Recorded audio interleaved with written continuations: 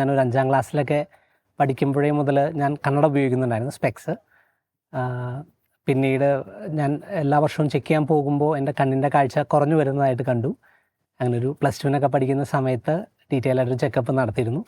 ആ ഒരു ചെക്കപ്പിൻ്റെ ഭാഗമായിട്ട് എനിക്ക് റെറ്റിനൈറ്റിസ് പിഗ്മെൻറ്റോസ എന്ന് പറയുന്നൊരു അസുഖമാണ് എന്ന് ഡോക്ടർ കണ്ടെത്തി എന്നോട് പറഞ്ഞു. അപ്പോൾ ആ ഒരു സമയത്ത് ഞാൻ മാത്രമായിരുന്നു ഉണ്ടായിരുന്നത് ഡോക്ടറിൻ്റെ അടുത്ത്. കാരണം എല്ലാ വർഷവും പോകുന്നതായതുകൊണ്ട് പലപ്പോഴും ഞാൻ ഒറ്റയ്ക്കൊക്കെയാണ് പോയിരുന്നത്. അങ്ങനെ ചെന്നു, ഡോക്ടർ എന്നോട് പറഞ്ഞു ജെർണൽ റെറ്റിനൈറ്റിസ് പിഗ്മെൻറ്റോസ എന്ന് പറയുന്നൊരു അസുഖമാണ്.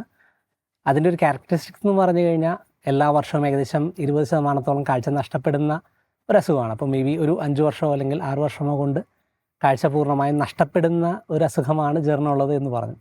അന്നൊരു 16-17 വയസ്സുള്ള എനിക്ക് അത് വ്യക്തിപരമായിട്ട് താങ്ങാനായിട്ട് ഒരുപാട് ബുദ്ധിമുട്ടായിരുന്നു. കാരണം ഞാൻ എല്ലാ ദിവസവും കുർബാനയ്ക്ക് പോകുന്നുണ്ട്, അൽത്താര ശുശ്രൂഷയായി കയറുന്നുണ്ട്, കുർബാനയിൽ വളരെ ആക്റ്റീവായിട്ട് പങ്കെടുക്കുന്നുണ്ട്, വൈകുന്നേരങ്ങളിൽ കുടുംബ പ്രാർത്ഥനകളിലെല്ലാം ആക്റ്റീവാണ്. പക്ഷേ ഇതെല്ലാം ചെയ്തിട്ടും ഈശോ ഒരു 16-17 വയസ്സായപ്പോഴേക്കും എൻ്റെ കണ്ണിൻ്റെ കാഴ്ച ഒരു അടുത്ത 5 അല്ലെങ്കിൽ 6 കൊല്ലം കൊണ്ട് തിരിച്ചെടുക്കും എന്നുള്ളത് എന്നെ സംബന്ധിച്ച് വലിയൊരു ഷോക്കായിരുന്നു. കാരണം മുൻപോട്ട് നോക്കുമ്പോൾ ജീവിതത്തിൽ ഇനിയൊന്നും ബാക്കിയില്ല, ഇരുട്ട് മാത്രം. അങ്ങനെ ഞാൻ ബാച്ചുലർ ഓഫ് ഫാർമസി എന്ന് പറയുന്ന കോഴ്സിന് തമിഴ്നാട്ടിലെ ഈറോഡ് എന്ന് പറയുന്ന സ്ഥലത്ത് ജോയിൻ ചെയ്തു.